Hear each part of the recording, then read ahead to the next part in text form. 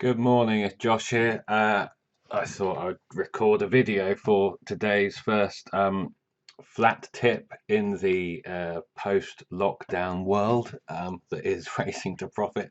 Um, what did I want to say? Where was I going to start? Well, yes, I quite fancy, obviously, Rum Baba, if that's how you pronounce his name. In For Charlie Fellows, who's one of the qualifiers against my new Trainer Profiles 2020, the flat report, which is here as I jump over. So that's the kind of angle stats foundation, I suppose, which is solid enough given his stats there. So that's the foundation, or kind of the way in, I suppose, looking at the race. I'm kind of wanting generally to focus on unexposed horses who I think there should be more to come in handicaps. So hopefully have a bit of experience, may have shown a winning attitude already, such as this one has. Digging into the trainer stats a bit more, looking at hot form, which I'll get onto in a moment. Obviously pace fight, or I mean, I don't really want to be backing or focusing too many horses that are generally held up mid-division or further back, certainly not a short price. And yeah, class and various other things. And then also obviously looking at the favourite and seeing if I want to take them on, and maybe any others above them in the market, and any other short price horses. So with Rum Baba, you can see the form here. This is his fourth run, handicap debut. His by new approach, pretty well related actually. If you look at some of his relatives and various other things, he should be better than a 79 rated horse at some point. Not just on breeding, which is one thing, but because of his strength of his form. And if you look at the Gigi's Superb, then what feature to the right hand side, you can see the number of winners that have come out of the races that he's competed in. If I just jump to this Lingfield race, which will load now, sometimes this goes a bit slow and I've got my recording kit out. You can see that, well, pretty decent. He actually led deep into that over 10 furlongs and just faded late. Won his next start. The Gosden horse won a couple of times, or both of Gosden's, well bred, from ratings in the 90s through to kind of the low 100s, running in decent quality handicaps and other non-handicaps.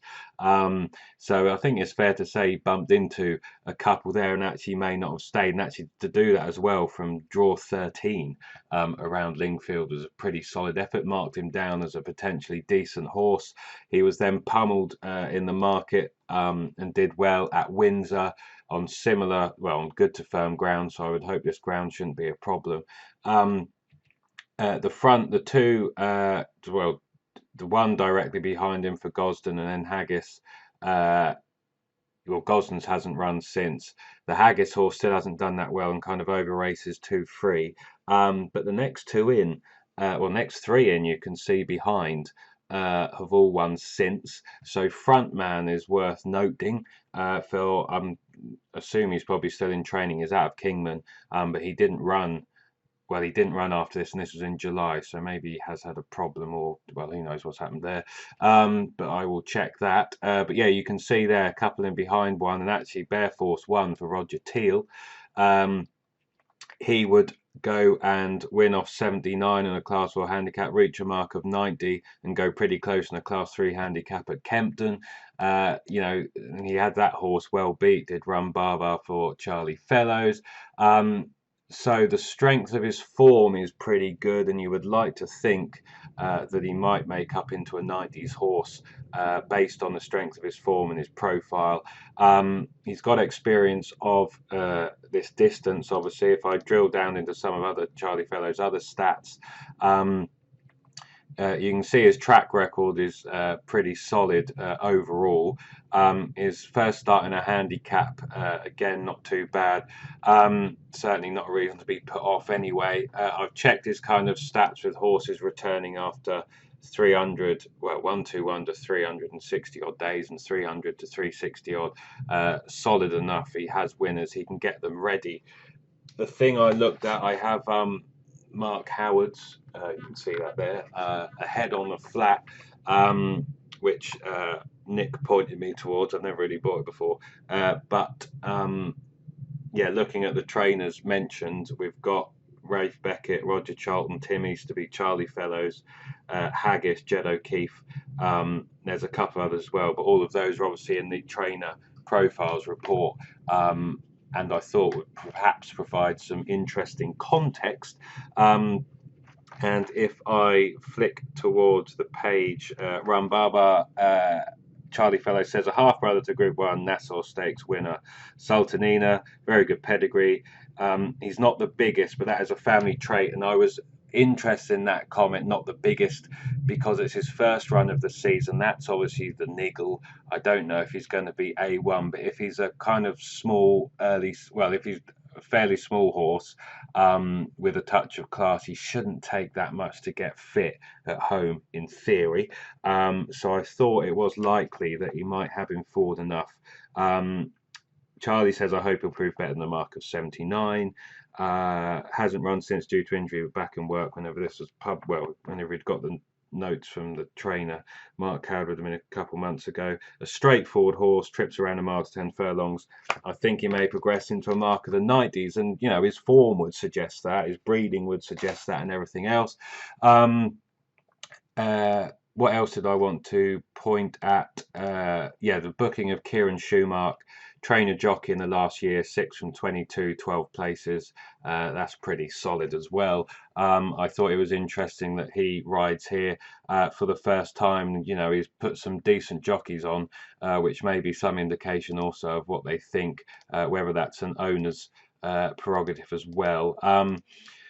You can see his track record there, 1 from 14, small numbers. I've had a look at those stats. He's only ridden horses forward and kind of led or been front rank on a couple of those rides, and one of them was a winner. Another one was a place. He's held quite a lot up there for whatever reason, and they haven't run too well. I mean, you can use the GG speed ratings as well as some sort of guide maybe. And he's solid on that. I could jump towards his stats in horse race base. He's down here on the total ratings. Part of that will be because of the way horse race base do their ratings. That's because he hasn't been on the track for a while. But you can see there's quite a clump, and a lot of these based on past performances, and there's not kind of a speed ratings element, I don't think. But if I look at the what's going on here? Occasionally does that. If I look at the today figure, decent.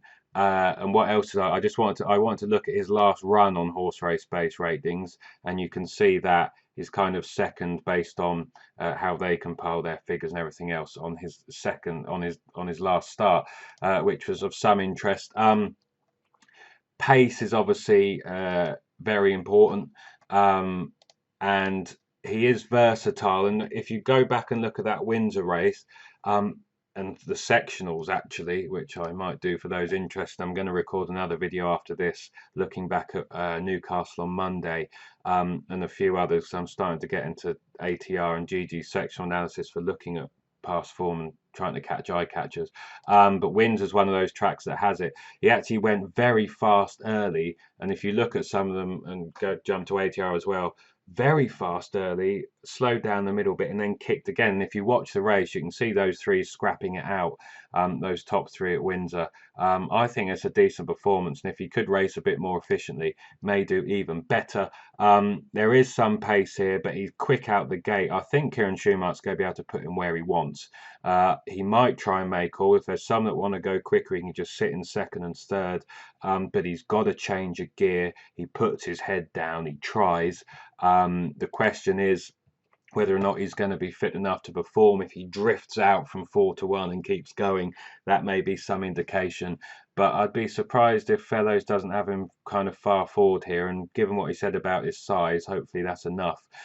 You're then, I suppose, looking. Well, I want to see if I can take on the favourite. I thought he was short. He was 9 to 4 when I was looking. Obviously, Mark Johnson started the season very well. But they ran him on good to soft and heavy, which makes me think they must have thought he wants that. He is by Dubois. You'd think he would improve for quicker ground, which he might do. But his races and the form hasn't really worked out that well. And I just thought for a horse that hasn't won, inexperienced, first race on fast ground. The form's only okay. I much preferred mine at 4-1 to him at 9-4. He seemed to be the talking horse in this, but of course he's unexposed. You've then got the Haggis horse, who's kind of also unexposed, but hasn't yet got his head in front. We're 0 from 6. Some questions starting to be asked there. Now got a hood on, obviously been a bit keen. Haggis has only had a couple of runners so far. So's Fellows. One of those went all right actually in 4th. But yes, so there's a Haggis horse here who's 4 and lightly raced and has placed a few times. But again, I thought of the top 3 certainly looked much the best on paper, and I thought 4-1 was a shade overpriced. You've then got, if all those 3 fall in a hole, they're the proper kind of lightly raced, unexposed ones. You're then looking at something that's a bit more battle hardened and has a bit more form in handicaps. And I suppose you could use Instant Expert here, and you can see the different figures. If I change that to good to firm ground, you can see some of the different highlights there. You can see why Bulgaire maybe is being nibbled at each way. Back on his last winning mark, placed a couple of times, all crown conditions are fine. If he's fit enough, maybe he might be the kind of been there and done it horse that's kind of battle hardened. If you look at his record after a break as well, 2 last decent runs after a break. So maybe he's the interesting one at a bigger price each way. I'd like to think we can get the favourite beat, but of course unexposed Mark Johnson and the sire's got good stats on kind of fast ground. But yes, I think that's that. I think I've kind of covered everything. He ticks every kind of box I want, really. Got my way in with the Charlie Fellows trainer stats. There's a few other supporting stats, including trainer jockey combination, booked a decent jockey, Kieran Schumacher. The horse is unexposed, more to come. He has hot form. There's evidence there that he's going to be better than a mark of 69 at some point. Hopefully it's today. Of course, if he was coming on here on the back of a kind of placed or winning effort last time out, having had a run, he's not going to be anywhere near 4s. You wouldn't have thought. Not certainly into a race like this. He's got the pace element. He races up there. He's tactically versatile. He's quick out the gate. I think he stays a little bit further, but he's got a change of gears. He's got a good head carriage. He knows how to win. I can take on the favourite. I think he's got the class based on the level of that form and how that's working out and what the horses that are in and around him have gone on to do. And with that kind of positive trainer comment as well. So I think that's it. A short video. Well, they're never really short, are they? Ticking around to 13 minutes, but you can't cover these things too quick. And there's some ratings evidence as well, some numbers, some figures that give hope to his ability in the context of this race also. So all in all, I thought 4s was fair. And like I said, probably if those 3 kind of unexposed top of the market all fall in a hole, maybe Mr. Clover's horse might be an interesting one for you to take a look at also. But I will stick with Rhumbaba and hope for the best. Maybe those 2 will be in some kind of fancy forecast for £1. So yes, I will shut up, and hopefully that's been some informative to some degree. This is Josh saying bye for now and speak soon.